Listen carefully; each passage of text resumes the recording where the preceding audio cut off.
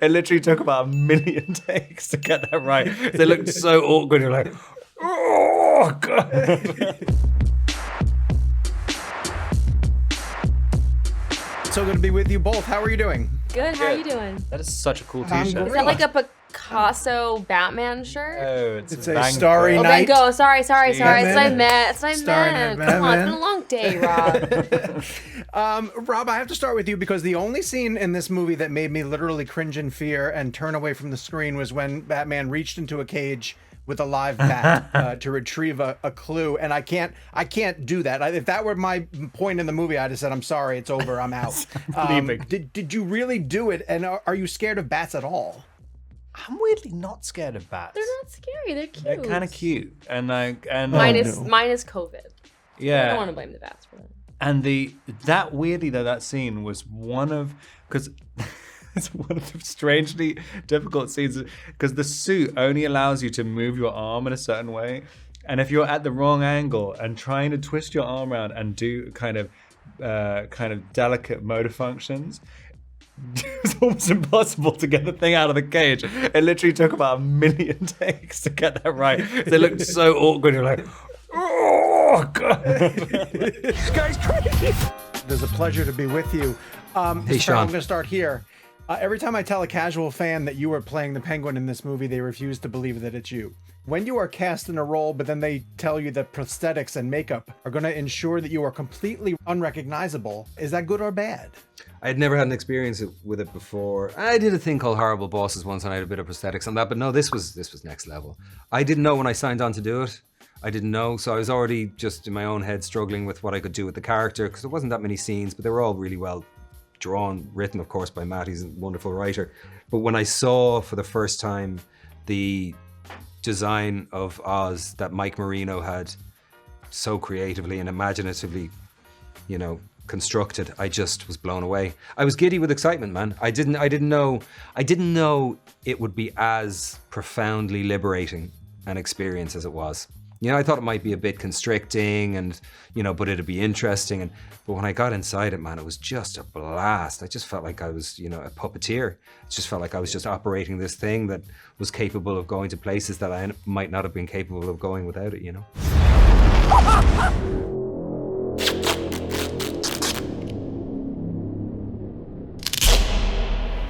Gentlemen, it's so good to be with you. Paul, this might be a weird question, but I'm just curious if you were the one who wrote to the Batman on the Riddler's envelopes. No, I think we tried my handwriting, and James Chinland, the production designer in his art department, they were just so killer on this movie. And also Matt Reeves had put so much work into this movie. I mean, when I arrived to get there, there was tons of different iterations of cards, of journals, and then I got to have my input and have my voice. And so it was a really wonderful combination of a super specific driven vision while everybody having room to bring their own artistry. But I don't think it's my handwriting, no. The Riddler is asking for you. The killer left this for the Batman. Why is he writing to you? Bruce Wayne.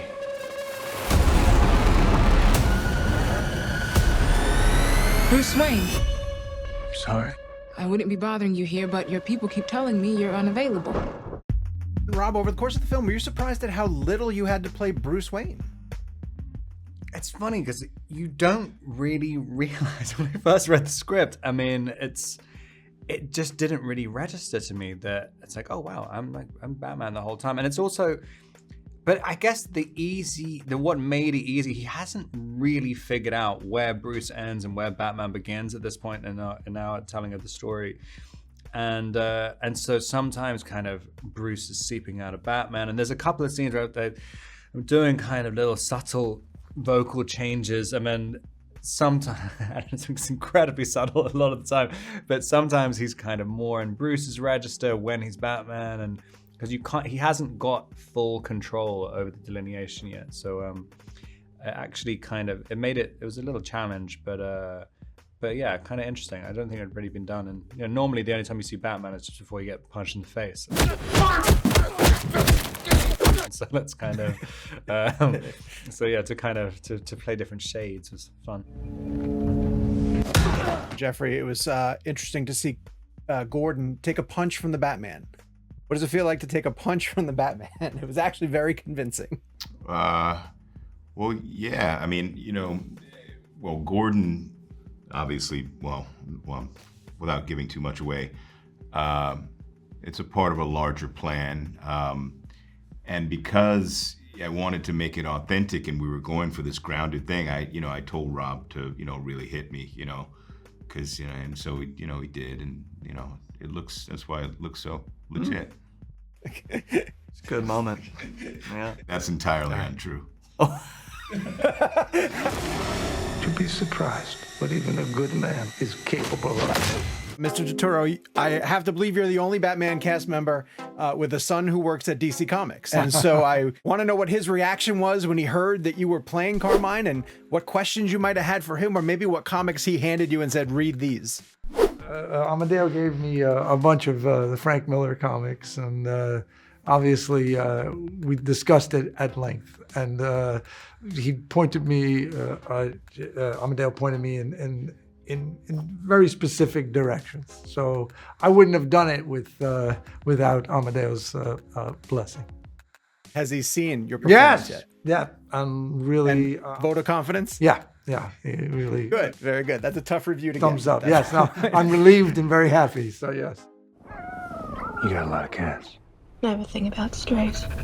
Zoe, it felt to me like Selina, the character, was giving a performance in almost every scene that she's in. And a lot of times her specific movements mirrored the type of personality that she was trying to put forward. I was wondering if that's accurate, that you really felt like you were playing her differently from scene to scene.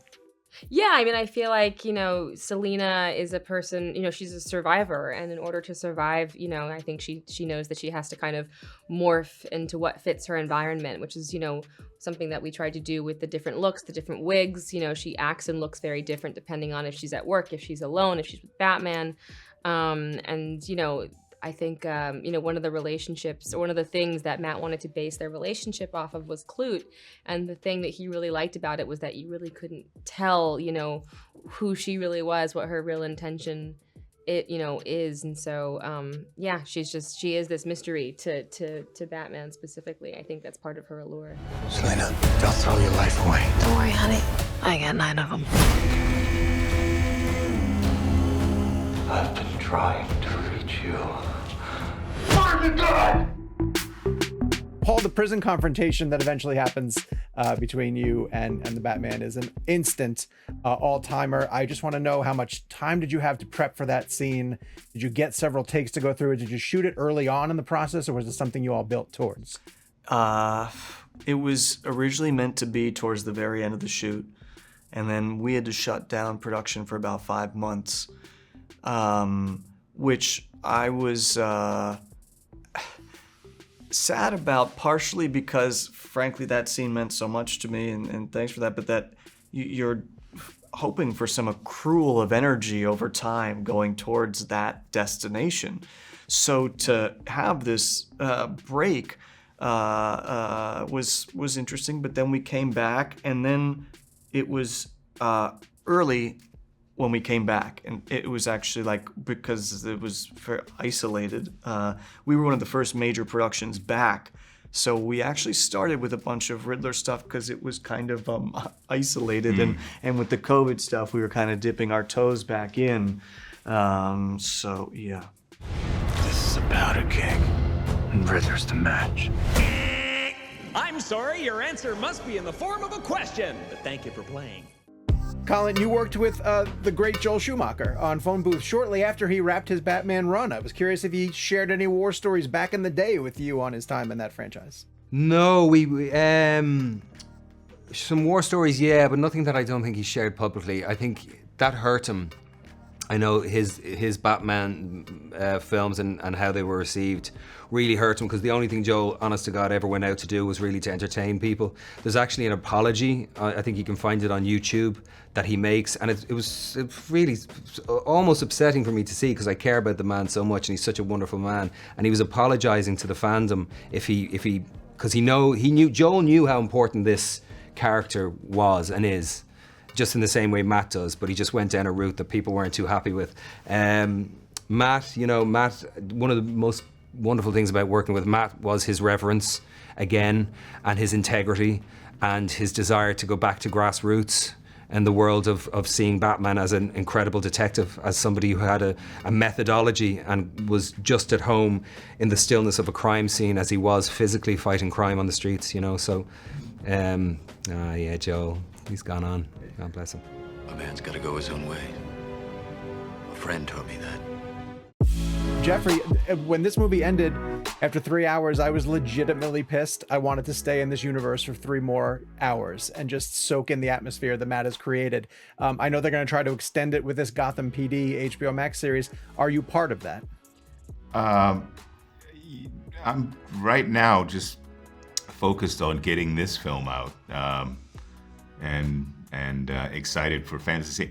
Is that a Batman, the Bat Signal as Starry Night kind of vibe? It is a Starry Night Batman t-shirt. Yes, that's it is. super cool. That's super cool. Yeah. Thank you very much. Super cool. I've never seen that before.